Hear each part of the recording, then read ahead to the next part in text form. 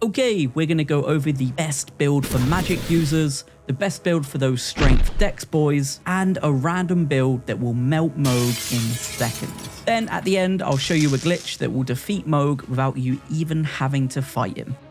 Okay, so although Mohg isn't particularly weak to magic, this build has so many multipliers that he doesn't really have a choice but to get absolutely fried by this. For this build, the most important stats are of course intelligence. You'll need at least 52, you'll need 10 in strength, and then I'd pump up that vigor just in case. The only thing you have to copy here is Azur's Glintstone Crown, which boosts Azur spells, and it'll boost the spell we're using by 15%. For everything else, just pop on whatever you want. For weapons, we're going for Lusat's Glintstone Staff, which enhances all sorceries. Although it does consume additional FP, for this build, that does not matter. So we're going to be using Comet Azur, which is just a beam of pure damage, and then Terra Magica, which will add a boost to that beam of pure damage. So we're going for the Graven Skull Talisman, which raises potencies of sorceries, the Graven Mass Talisman, which greatly raises potency of sorceries, the Radiant Icon, which shortens spell casting time, and the Primal Glintstone Blade, which means spells will consume less FP, but maximum HP is reduced. For Wondrous Physic, we'll be using the Magic Shrouded Crack tier, which temporarily boosts magic attacks for another magic boost, and the Cerulean Hidden tier, which eliminates all FP consumption. For the Great Rune, I'd go for Radahn's Great Rune just because it boosts HP, FP, and stamina. For summons, just don't use one.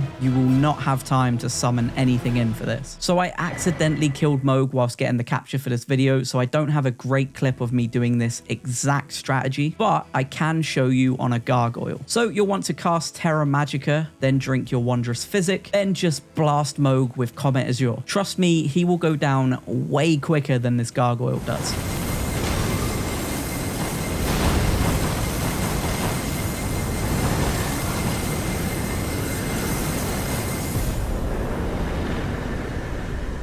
Okay, if you're a strength or dex build, this one is for you. It's got the addition of blood loss, which Mohg is weirdly weak to. It won't be a quick laser like the last build, but it's still incredibly fast. The three most important stats here are strength, dex, and vigor. So sink your points into these. For the armor, you've only got to worry about the white mask. Everything else is up to you. The weapon we're going for is the Bloodhound's Fang, but we're only using the Ash of War for max damage. For talismans, we're going for the Shard of Alexander, which greatly boosts the attack power of skills, Millicent's Prosthesis, which boosts dex and attack power with successive attacks, the Rotten Winged Sword Insignia, which greatly raises attack power with successive attacks, and the Lord of Blood's Exaltation, which boosts attack power when there's blood loss in the vicinity. If you've only got Millicent's Prosthesis or the Rotten Winged Sword Insignia because you've only done Millicent's questline once, then I'd recommend the Green Turtle Talisman as a replacement for whichever one you don't have. For the Wondrous Physic, you'll want the Opaline Bubble tier, which significantly negates damage, and the Purifying Crystal tier, which essentially stops Mohg's second phase. The reason this crystal tier is in this build and not the last one is this build will take a bit of movement and fighting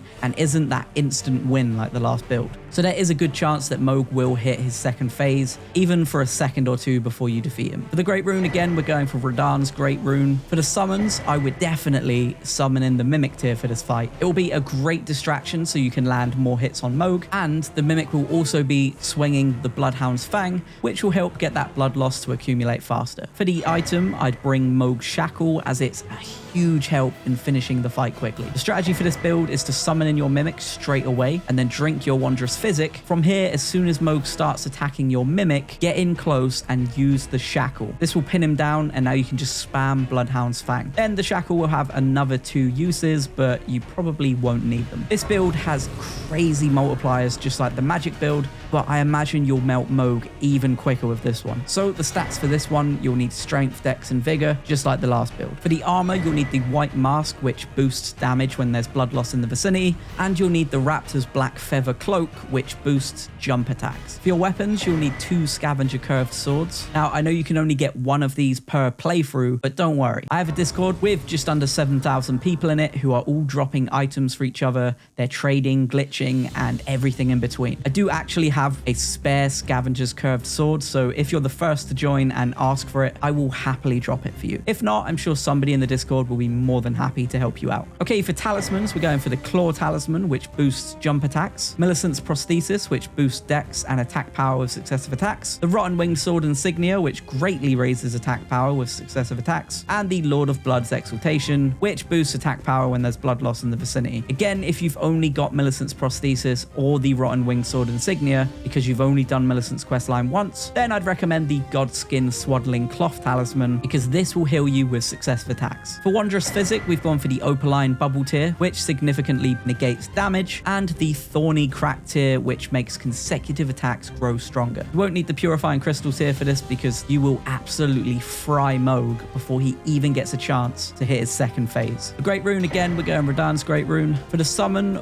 probably won't need the Mimic Tier, but if you do, it does still work as a great distraction, so you can get 2 or 3 more hits in. For the item, again, I don't think you'll need Mohg's Shackle, but if you feel like you're not putting out enough damage before Mohg actually hits you, you can always use the Shackle to pin him down, and then that'll give you a better chance. Okay, the strategy. So the strategy for this one is really simple. As soon as you get through the door, just summon in your Mimic if you're going to be using it, then pop your Wondrous Physic, and once you do, run at Mohg and keep hitting him with jump attacks. If you press L1 on PlayStation or LB on Xbox, you do an attack with both weapons that hits 4 times. This will instantly trigger the successive attacks talismans and the Thorny Crack Tier. The jumps will trigger the talisman and the armor, and then the blood loss will trigger the mask and the talisman. So then your next jump attack after that will likely be doubled and just finish him. So just do this and you will melt him in seconds.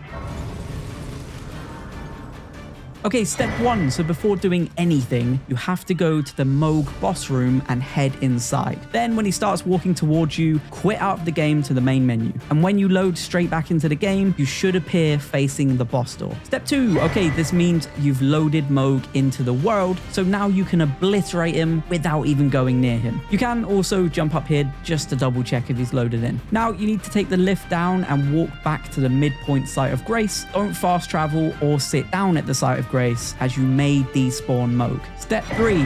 From the Mausoleum midpoint site of grace, turn to the northeast and walk to the edge of the cliff. You'll see a platform you can drop onto. From here, facing the southwest, jump forwards and to the right to land on this platform here. Now for the final part of this tricky jump, you just need to face the south, sprint forwards, and as soon as your character starts sliding down the slope, jump onto the platform in front of you. Follow my path around here and jump down the rocks from the northeast and climb the one directly in front of you.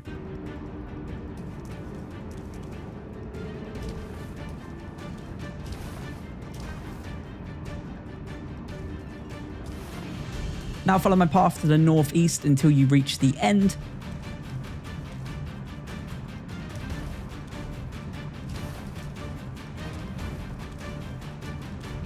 Then just turn your camera to the right. Here you've just got to call in Torrent and hop across to the other side. When you hit the other side, you'll automatically lose Torrent, but it is all good. Walk up this hill and then turn your camera to the southwest, because you've got to climb this big ketchup stained rock.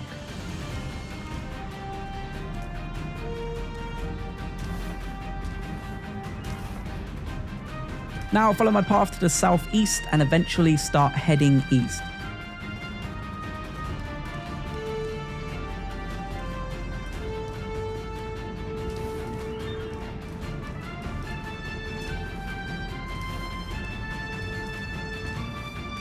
Grab Torrent again because it's nearly time to do the glitch. To the north, hop over the big gap with Torrent.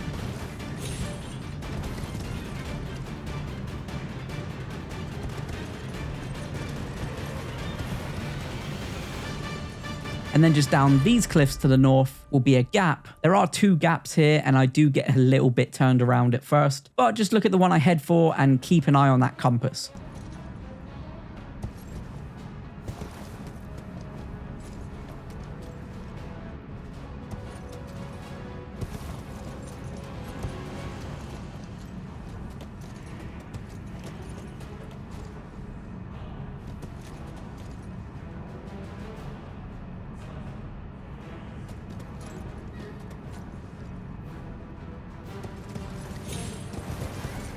you'll know you're in the right place because the ground will keep freaking out like this. So at this point, before we jump in, I'd make sure you have the gold scarab for extra runes and make sure you've got a sword equipped because you're going to be swinging it. So it's glitch time. Face the hole whilst looking directly southeast. Now just drop in and then hit the jump button to land on a platform at the back of this cave. So just turn around so you can see the hole and just drop through it. Once you're out, quickly hit that double jump button because for some reason this stops you from dying. And all you've got to do now is keep swinging that sword and wait for all those lovely runes to pour in. Then eventually you'll also get the enemy Feld noise because you've defeated Mohg, and you'll get all of those runes and items like you would have for doing it legit. And those are some of the best ways to defeat Mohg ready for the Shadow of the Erdtree. And if you want to know what the hell is going on in Elden Ring story-wise, you can click on my Elden Ring Lore for Dummies video where I explain it in a way that even my brain can understand. Thanks for watching.